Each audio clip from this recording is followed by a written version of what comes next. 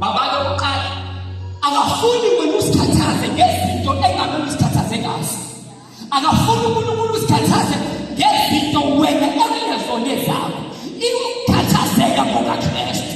Ukufuna ngokaKristu. To give ngokaKristu. So wena ungasikhathazi namhlanje ngabenzi okubi in your life, but wena stick to your lane. Run your race ukuze uNkulunkulu azibonakalise phezu kwempilo. The Bible says ungasikhathazi ngaba. Ungabi namahawu ngabenza okungalungile. Nikhona sala the more lithi Bible ungabi namahawu ngabenza okungalungile. Uthi uyaphindela lapha kwene. Ungayinaki into ayenza umuntu. Awunikhona sala uma okholwayo enza kahle.